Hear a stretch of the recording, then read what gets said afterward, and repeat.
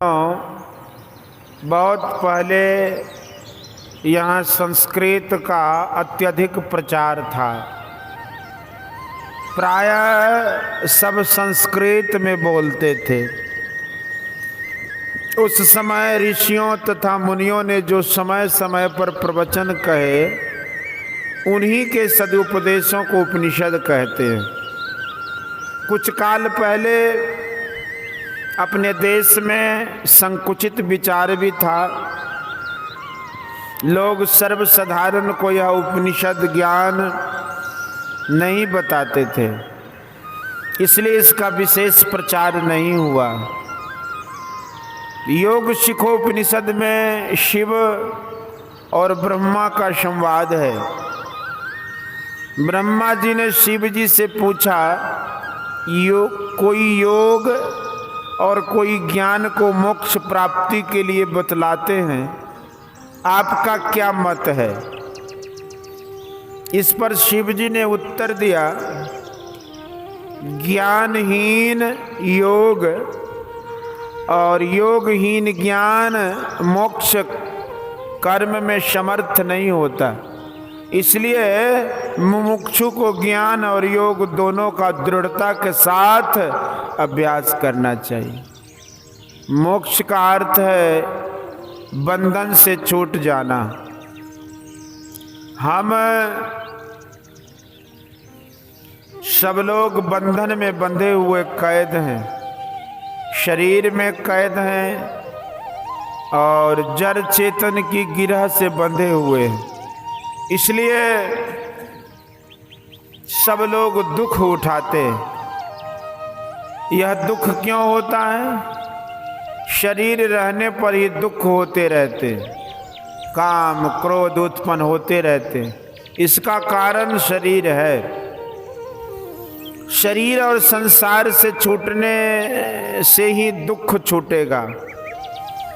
ज्ञान का अर्थ है जानना, योग का अर्थ है मिलना। ज्ञान से जानने में आवेगा कि किससे मिलना है। योग जानने से उसकी क्रिया करके उससे मिलेंगे। ईश्वर से मिलने के लिए जो क्रिया है वह योग है। जप ध्यान सरल योग का अभ्यास है। सत्संग करना ज्ञान का अभ्यास करना है। शरीर और आत्मा को जानना ज्ञान है। लिखा पढ़ा आदमी पुस्तक पढ़ता है तो उससे उसको ज्ञान होता, किंतु किसी विशेषज्ञ के पास जाकर सुनने से विशेष ज्ञान होता है। अक्षर और मात्रा को पढ़ने से पुस्तक पढ़ लेते हैं, किंतु उसका अर्थ ठीक ठीक नहीं समझ सकते। ठीक ठीक समझने पढ़ने के लिए ही लोग कॉलेज और विद्यालयों में जाते हैं। इसलिए पढ़े लिखे लोगों को चाहिए कि जहाँ कहीं कोई विशेषज्ञ हों उनके पास जाकर सुने और सीखें। यह जानकर ज्ञान और योग दोनों का अभ्यास अत्यंत आवश्यक है। बहुतों का ख्याल है कि थोड़ा जप ध्यान करते हैं, मरने पर मुक्ति हो जाएगी, किंतु उपनिषदकार ने बताया है कि मरने पर जो मुक्ति होती है वह मुक्ति नहीं है। जब तुम जीवन में मुक्ति प्राप्त करो और तुम्हें परमात्म स्वरूप की प्रत्यक्षता हो, तब तुम मरने पर मुक्त ही हो। जीवन मुक्त सो मुक्ता हो। जब लग जीवन मुक्ता नाही, तब लग दुख सुख भुगता हो। देह संग नहीं होवे मुक्ता मोए, मुक्ति कहाँ होई हो। जल प्यासा जैसे नर कोई, सपने मरे प्यासा हो। कबीर साहब। जीवत छूटे देह गुण, जीवत मुक्ता होय। जीवत काटे कर्म सब, मुक्ति कहावे सोय। जीवत जगपति को मिले, जीवत आत्म राम। जीवत दर्शन देखिए दादू मन विश्राम। जीवत मेला ना भया, जीवत परसन होय। जीवत जगपति ना मिले, दादू बूढ़े सोय। मुआ पीछे मुक्ति बतावे, मुआ पीछे मेला। मुआ पीछे अमर अभय पद, दादू भूले गहिला। दादू दयाल।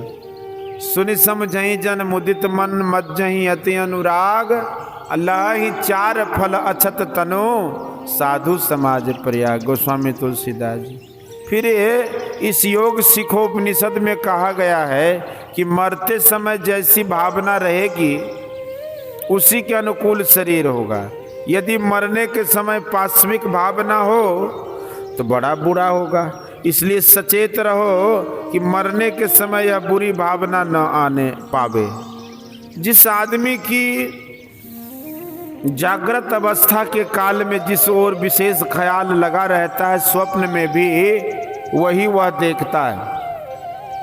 उसी प्रकार जीवन काल में जैसी भावना बारंबार होती रहेगी, मरने के समय भी वैसी ही भावना होगी। इसलिए जीवन काल में अच्छी भावना रखो, जिससे कि मरने के समय भी अच्छी भावना हो। श्रीमद् भगवत गीता में लिखा है, कविं पुराण मनुषासितार अनोरणीयाम समनुस्मरेद्य सर्वस्य दातार मचिंत रूप मदित वर्ण तमसः परस्तात् प्रयाण काले मनसा चलेना भक्त्या युक्तो योग बलेन चैव भ्रुवोर्मध्ये प्राण मावेश्य सम्यक सतं परं पुरुषमुपेत दिव्यम। गीता अध्याय 8 9-10 श्लोक।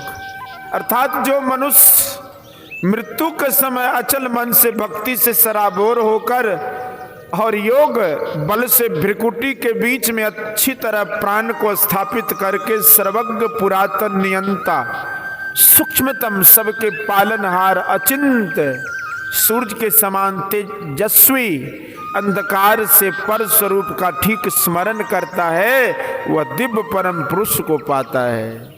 जीवन भर अपना कुछ पूजा पाठ करो, यदि उससे दर्शन नहीं हो या किसी प्रकार का प्रत्यक्ष अनुभव नहीं हुआ हो जाए तो संतोष नहीं होता। संतों की युक्ति है जिसके अनुकूल साधन भजन करने से ऐसा होता है, जैसे ठाकुर बाड़ी में कोई जाए और ठाकुर जी को नहीं देखे तो कहना चाहिए कि उसको देखने की आंख नहीं है। उसी प्रकार जिससे परमात्मा का कुछ चिन्ह देखने में आता है वह दृष्टि सबको है, किंतु उससे काम लेने के लिए देखने के लिए लोग नहीं जानते हैं। जानकर भी कितने साधन नहीं करते। यदि साधना किया जाए तो प्रत्यक्ष हो जाए।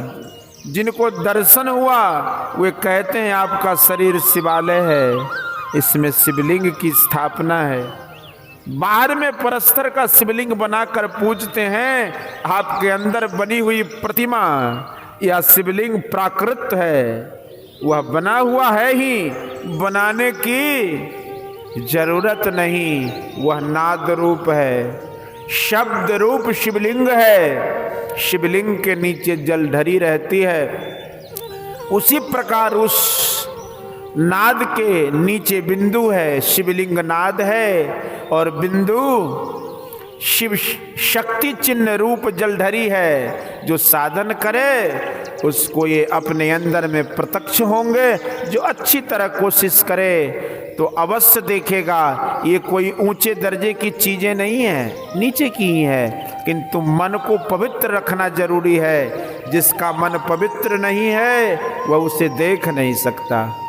नाद का अर्थ है शब्द और बिंदु का अर्थ है छोटे से छोटा चिन्ह, जिसमें परिमाण नहीं केवल स्थान है, वह बिंदु है। बाहर में ऐसा चिन्ह नहीं हो सकता है जो आँख से देख सकते हो। कोई भी आकार या दृश्य बिंदु के बिना नहीं बन नहीं सकता। कोई चित्र बनाओ, पेंसिल रखने से जो पहले चिन्ह उदय हुआ वही बिंदु होगा, फिर उसी को बढ़ाकर लंबाई चौड़ाई बनाकर आकार बनाते हैं। इसलिए बिना बिंदु को कोई आकार नहीं बन सकता। असली बिंदु को कोई यौगिक दृष्टि से देख सकता है, उसके लिए किसी पेंसिल व कलम की जरूरत नहीं। अपनी दृष्टि की नोक जहाँ दृढ़ता से ठहरा रखेंगे वही बिंदु उदित होगा। बिंदु जलधरी है, जलधरी पर शिवलिंग खड़ा रहता है, उसी प्रकार जहाँ बिंदु उदित होता है उसके ऊपर नाद खड़ा हो जाता है। संसार में बिना शब्द के कोई जगह नहीं है। शब्द कैसे होता है? शब्द संघर्ष से होता है, गति से होता है। गति कहते हैं चलने को, कंप को। तारे चलते हैं, पृथ्वी चलती है, सबकी गति में शब्द होता है, किंतु आप सुन नहीं पाते। गति में ध्वनि है। संसार में सब पदार्थों की गति है। बिना शब्द के संसार का एक रत्ती भी खाली नहीं। हम लोगों का शरीर बढ़ता है, इसमें भी गति होती है, इसके शब्द को सुन नहीं पाते। नाड़ियाँ चलती हैं, इससे भी आवाज होती है। जहाँ कुछ गति है, संचालन है, वहाँ ध्वनि है। संसार गतिशील है, इसलिए संसार शब्द से भरा है। आपके शरीर में भी शब्द है। स्थूल शब्द को डॉक्टर लोग कान में यंत्र लगाकर सुनते हैं, किंतु बारीक शब्द को नहीं सुन सकते। बारीक शब्द तब सुन सकते हैं जब आप बिंदु को प्राप्त कर लें। बिंदु को प्राप्त करने वाला उस सूक्ष्म शब्द को सुन सकता है। वह शब्द शिव रूप है। शिव का अर्थ है कल्याणकारी। उसको जो प्रत्यक्ष करता है उसका कल्याण होता है। बिंदु में जो अपने मन को समेटता है, दृष्टि को समेट कर देखता है, तो उसमें शक्ति आ जाती है। फैलाव में शक्ति घटती है, सिमटाव में शक्ति बढ़ती है। जिसकी दृष्टि सिमट गई है उसकी शक्ति बढ़ जाती है। रूप या दृश्य का बनना बिना बिंदु के नहीं होता, इसलिए सब दृश्य का बीज बिंदु है। किसी आकार और दृश्य का आरंभ एक बिंदु से होता है और उसका अंत एक बिंदु पर ही होता है। दृश्य जगत का बीज बिंदु है और अदृश्य जगत का बीज शब्द है। जिसकी वृत्ति शब्द रूप शिव को पकड़ लेती है वह सारी सृष्टि को अंत कर जाता है। उसे मोक्ष के साथ परमात्मा स्वरूप की प्राप्ति हो जाती है। बोलिए श्री सद्गुरु महाराज की जय। यह प्रवचन खगड़िया जिला अंतर्गत ग्राम मानसी में दिनांक 24/2/1953 ईस्वी को प्रातःकालीन सत्संग में हुआ था। बोलिए श्री सद्गुरु महाराज की जय।